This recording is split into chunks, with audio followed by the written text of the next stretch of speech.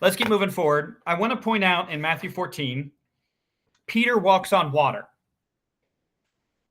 I point this out specifically because a lot of us tend to see Jesus performing miracles and Jesus doing things and thinking, oh, that's to reveal that he is God.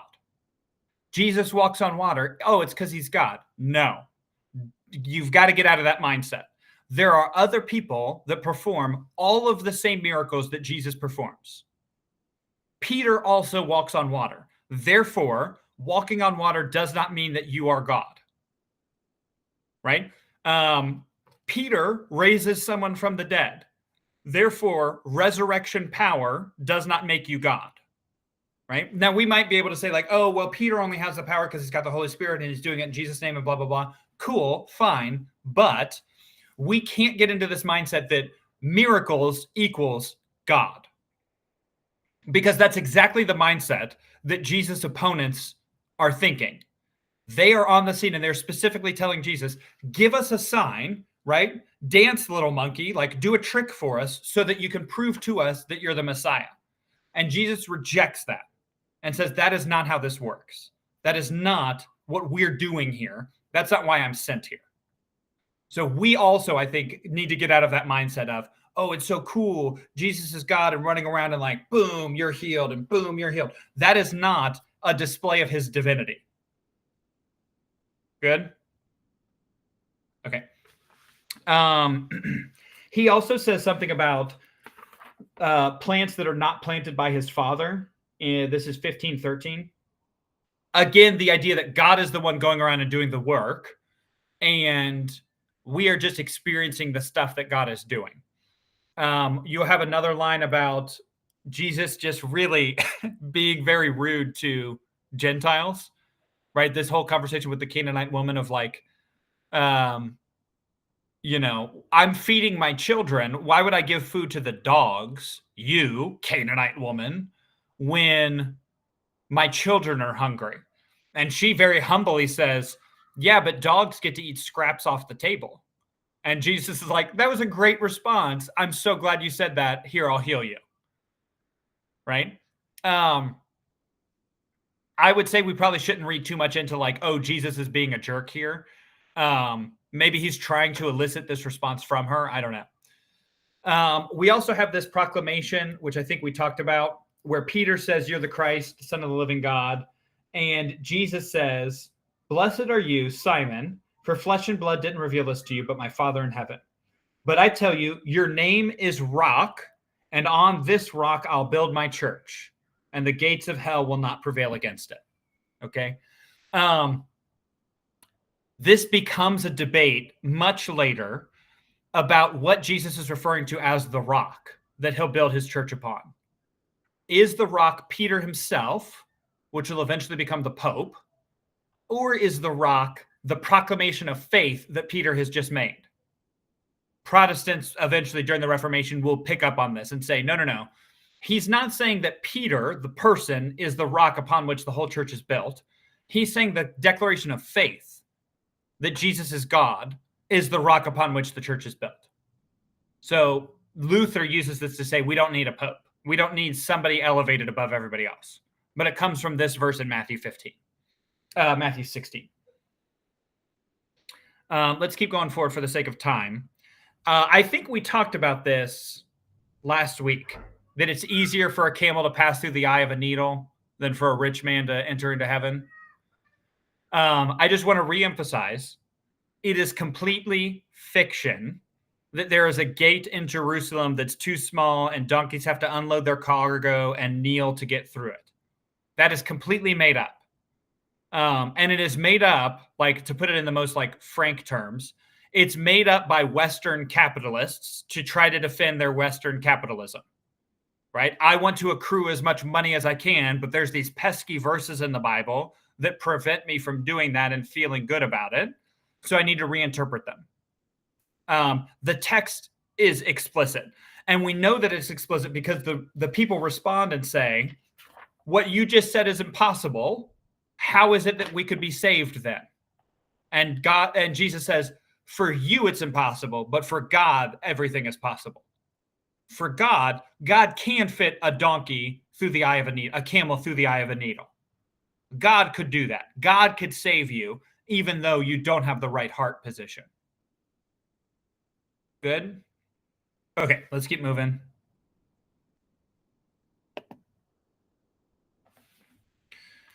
You've got this great scene in the triumphal entry. I don't know if this is unique to Matthew. He quotes from the Old Testament in 21:5. Your king is coming to you humble and mounted on a donkey, and on a colt, the foal of a donkey. If you closed your eyes and pictured this, what is happening here? He's on a donkey. Okay. But it also says he's on a colt. Both. At the same time. Matthew doesn't resolve this issue. The way that my New Testament professor described it, she calls it circus Jesus. And I'm going to draw a picture because I'm terrible at pictures, but I haven't done it in a while. So you've got like a donkey here. Here's one donkey. And another donkey here. They're getting worse. And you've got Jesus up here with one foot on each donkey riding into Jerusalem. Standing on top of the donkeys, riding both of them at the same time, the way a circus cowboy would. It's very weird. It's very silly, right? Matthew is more focused on fulfilling prophecy than resolving this issue. Another text, I don't remember if it's Luke or if it's John, will resolve this by saying, well, no. Jesus sat on one of the animals and put his stuff on the other animal. That way it fulfills the prophecy, but you don't have Jesus like bareback riding two animals with one foot on each, right? Standing up with a lasso, right? Like none of that. Because it's a silly image that is created when Matthew tries to pull in this specific verse. I'm sure that Jesus isn't riding into town standing up on two different animals, but Matthew doesn't realize that it looks silly when he's describing it this way. Good on this? Every time I read this passage, I picture the circus Jesus, so that's why I bring it up. Let's keep going. He's got this great passage, which I think we're probably familiar with. In 23, we call it the seven woes here because there's seven of them, and it starts with woe to you. But it's always woe to you, scribes and Pharisees, hypocrites. Scribes and Pharisees, hypocrites, blind guides.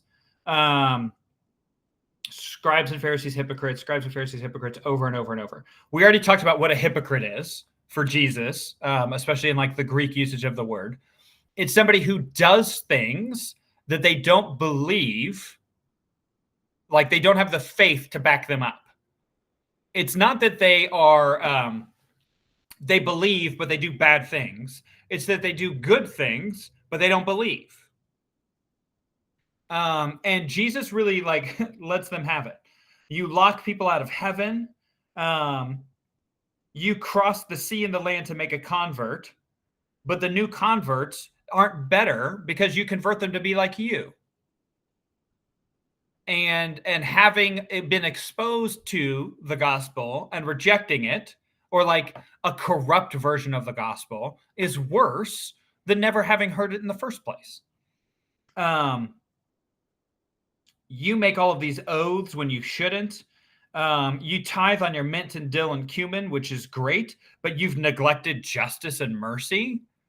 I read that and I think, man, I wonder if that has anything to do with like us and the church today, of like, we're going to mind our P's and Q's and we're going to do this and fulfill all of these specific obligations, things that we think Christians should be doing, but we ignore justice and mercy. What is it that he says? Justice and mercy and faith. We ignore those issues for the sake of these tiny, obscure rules that we should be following. Right? And then probably the best image that he has here, you are whitewashed tombs. You look pretty on the outside, but on the inside, you're just full of dead men's bones. There's no life in you. There's no regeneration from the spirit in you. You are a dead person just walking around pretending to do good things. It is high criticism coming from Jesus, not leveled against the lay people, not leveled against all Jews, but leveled against these specific leaders who are not only dead inside and doing good things, but condemning others who have faith but aren't doing these like exterior acts of righteousness. And Jesus is going to let these guys have it. Good. Let's talk about this for a second. In 25.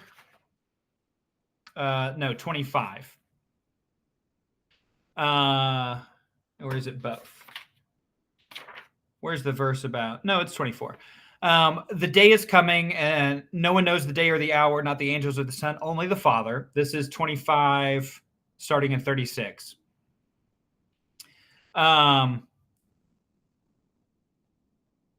He says, the people in Noah's time knew nothing until the flood came and swept them all away. There will be two in a field, one will be taken and one will be left. Two women will be grinding meal together, one will be taken and one will be left. Keep awake, for you don't know the day that the Lord is coming. If the owner of the house knew what part of the night the thief was coming, he would stay awake. So you must be ready. The Son of Man is coming at an unexpected hour. If you all heard this verse, what do you assume the verse is about, given our like modern theology, the stuff that we care about? I'm sure you've all heard this preached or taught about. What does everybody say this verse is about? The second coming, but more specifically, two people are in a field and one is taken away.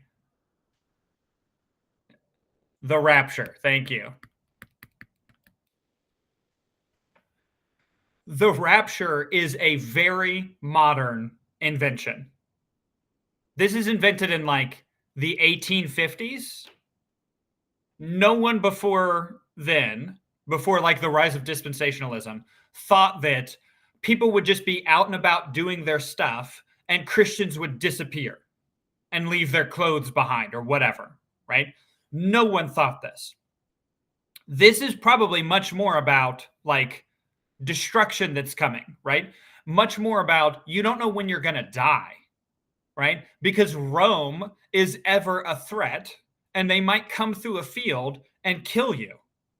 And they might be arbitrary in killing some people and leaving others to live, but you have no idea if it's going to be you. So you need to be ready, because the way that we say it now is like you could get hit by a bus tomorrow, right? It is very unlikely that this is actually about this idea that like when Jesus comes back at any moment, Christians will evaporate and disappear and like their cars will crash and their planes will fall from the sky. All of that is a modern invention that doesn't really have anything to do with the text. If you take my Theology 2 class, I really talk about this a lot in our eschatology section of like, I really don't like the modern rapture, like apocalyptic stuff that we're all about. Jesus is very apocalyptic, but it is not because we're all going to disappear one day, right? That's not really what's going on here, okay? And then at the end here of this section, you've also got the sheep and goats, which I was talking about. There is no in-between. There is no neutrality. God will separate sheep and goats. John, we'll see, picks up on this metaphor, but John goes even farther and says, you being a sheep or a goat is predetermined by God.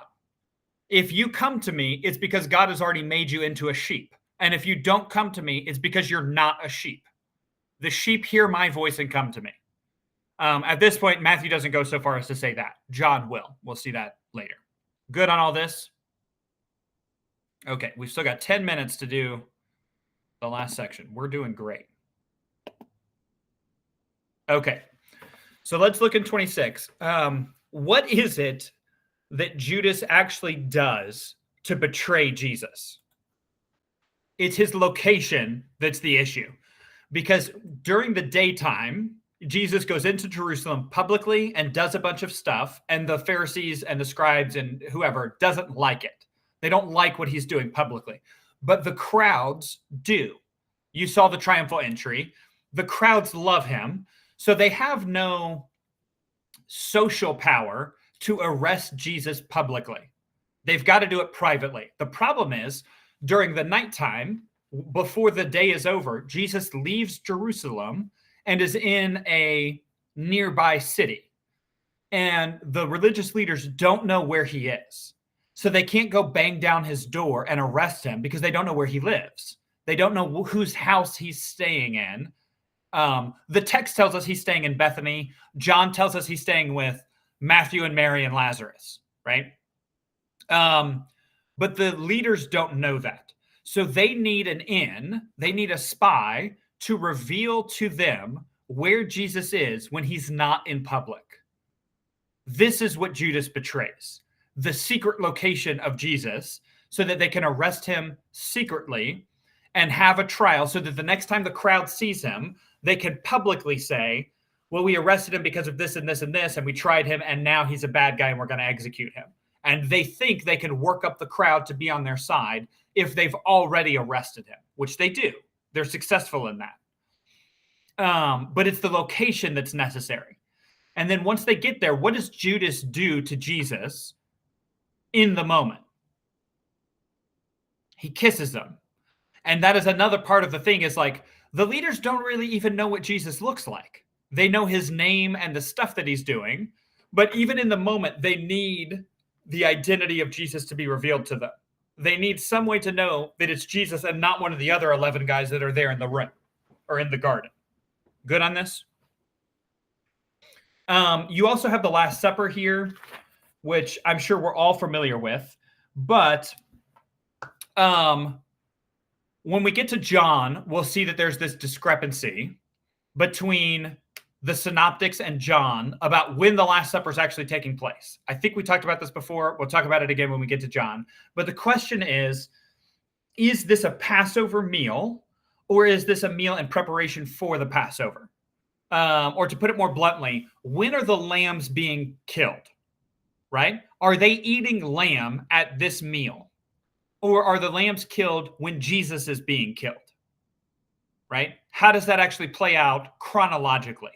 I think I referenced it before. Brant Peters got a great book on this, where he essentially says that Jesus is using a calendar that they would use in Galilee, and the other folks are using a calendar that they would use in Judea, and that those calendars essentially count Passover on a different day, and that brings up issues in the chronology. And also, there's an issue with like the Sabbath falls on Passover day in this particular year. And so there's issues of, are they celebrating Passover? Are they celebrating Sabbath? And whose Passover is it? Is it the Galilean Passover or the Judean Passover? And all of this leads to some confusion, which we as like Bible inerrantists, people who believe the Bible is inerrant, don't want there to be a discrepancy between John and the synoptics. Brant Peters' book tries to address that issue. So it's a really good, helpful book. Another thing that scholars point out here that's problematic for them of like, they'll go so far as to say the whole trial is made up. How likely is it if they arrest Jesus in the night that they would actually bring him before the high priest for a nighttime trial? A lot of scholars will say, well, it's actually illegal to do this at night, and so they wouldn't do it. And then a lot of scholars would say, what's the likelihood that they get the whole Sanhedrin together at night during Passover? So the equivalent would be like, it is Christmas Eve at midnight. How likely is it that a low-level criminal would get his hearing before the Supreme Court on Christmas Eve at midnight? Well, we would say it's not likely at all. If you told me that happened, I would not believe you, right? So scholars have a lot of issue with this. The synoptics, the Gospels, all of them don't have any issue with this. They talk about all of these things as historically relevant. It's not like one of them says this and the other ones disagree. They are all talking about this happening. In fact, other stories have even more people involved. It's not just Caiaphas. Annas, who's the other high priest. There's a high priest who's in charge, and then there's a high priest who's like deposed by Rome, but still supported by the Jews. And he's really in charge, pulling the strings behind like the puppet high priest. but they have varying levels of who Jesus actually goes before. And he goes before a ton of these people in the course of 24 hours. Any questions on these things? Okay. Matthew alone includes this story that Judas hangs himself. Again, not saying it didn't happen, but why would Matthew emphasize this? It's because King David had a betrayer who hanged himself. I can't even pronounce the guy's name because I'm not good at, Hebrew. Ahithophel. Ahithophel. It's 2 Samuel 17. Somebody betrays David and then hangs himself for his betrayal. Obviously, Matthew is going to pick up on this because he spent so much time calling Jesus the son of David. And if he can pull in any more connections to make Jesus seem more Davidic, he will. So he emphasizes this part of the story. He also says there's another guy, and Pilate says, who do you want me to release to you? Jesus, the Nazarene, our guy, or this other guy who's also named Jesus, but what's his last name? What does this mean? What is Abba? Father. Anybody know what Bar means? It means son of. So we would say providentially, liberal scholars, like people who don't believe in this, would say Matthew made this character up or made up his name at least. Who do you want to be released? Do you want Jesus, the Son of the Father, or do you want Jesus, the true Son of the Father? You could see the parallel. You could see like the irony of them asking for this murderer who claims to be the Son of the Father, and instead they want to kill the true Son of the living Father. Right? You can see how this plays out rhetorically. You could see how impactful this would be on an audience who recognizes what's going on here. Good? Let's talk about this. This is hugely problematic. We just talked about this in my history class yesterday. Pilate washes his hands and says, I'm not going to be guilty of killing this guy. And Matthew tells us, it's in 27:24. No, that's Pilate. 27:25. The people, as one people, as a whole, lift up their voices and answer, his blood be on us and on our children. In the immediate context, this probably means literally our children. And Matthew sees this fulfilled in the destruction of the temple, right? The people in Jesus' time, their children would be around to see the fulfillment of this in the destruction of the temple in 70, the destruction of Jerusalem as the fulfillment of this. But early Christians pick up on this and carry it through up until 1973 to say all Jews for all time are guilty of murdering Jesus. Therefore, when it's the 400s and you have a Jewish neighbor, you can do anything you want to them because they deserve death for what they did to God. So in the Crusades, when the Crusaders are forming in Western Europe and then traveling to Jerusalem to go and kill some Muslims, they go across Jewish villages and eradicate them. They kill every Jewish man and woman and child because of this verse that for them, theologically, they interpret it to mean all Jews have guilty blood because they killed Jesus. It is hugely problematic. And so as Christians, we kind of have to deal with these sorts of texts and offer what I would say a better interpretation of what they mean, especially in light of the Holocaust. The Catholic Church did this in Vatican II, where they came out and they released a statement saying, not all Jews for all time. It's only the Jews at the time who actually killed Jesus who are guilty of it. And everybody else is off the hook, essentially. Or at least they're guilty of killing Jesus in the way that you're guilty of killing Jesus because your sins nailed him to the cross or whatever, like the theological metaphor, the terminology we use. Good on this? Okay, one last thing. In Matthew's gospel, when Jesus is on the cross and when he dies, there's an eclipse, there's an earthquake, the veil of the temple is torn from top to bottom, and then tombs are opened up and dead people walk around, right? We have no evidence of any of these things outside of the New Testament. So we really have to deal with what this means. Obviously, there's a lot of people who would say, like, yeah, God is doing this stuff because creation is unraveling, because God has died now, and the earth is shaking, and the sun is going away, and blah, blah, blah, blah, blah. There's also a stream of people who would say, well, all of these things are made up entirely. And then there's a middle ground, which is saying, okay, but the tearing of the temple is metaphorical for God giving us access, us now having access to God. And the metaphor is there, whether or not the temple is actually torn. When Matthew says the veil of the temple is torn from top to bottom, he doesn't mean literally. He means metaphorically, we now have access to God. When he says the tombs have opened up and dead people are walking around, he doesn't mean literally. He means all of those people that died believing in God are now risen and can join with us in heaven. They have been rescued by Christ. And so a lot of those are like reinterpreting or recontextualizing to say, they're not like, Matthew never meant us to take those historically as literal things that are happening. He meant them to be metaphors for the huge shift that's now happening now that Christ has died.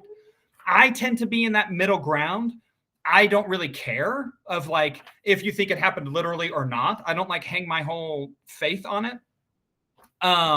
But I can see the metaphor of what Matthew is talking about. And for me, in these stories in particular, the metaphor is definitely what he means. Even if the temple did physically tear in half in reality, in history, it's only meaningful because of the meaning behind it. The metaphor of the veil is torn and now we have access to God. So whether it happened literally or not, the meaning is behind the historicity of it. And so for me, I try to look past the historicity and look at the meaning of it. What does it mean that the sun is blacked out? What does it mean that the curtain is torn, or that the earth is shaking, or that these tombs have opened up? Even if they happened literally, that's not really the point. The point is what spiritual reality is happening behind it. Does that make sense? I don't want anybody leaving here and thinking I'm a heretic or anything, but I do want to emphasize, particularly in these stories, it's the metaphor that's important. The historical reality that might be reflecting the metaphor could be true, could be not, but that's not really what Matthew is trying to get at, I don't think. Good on this?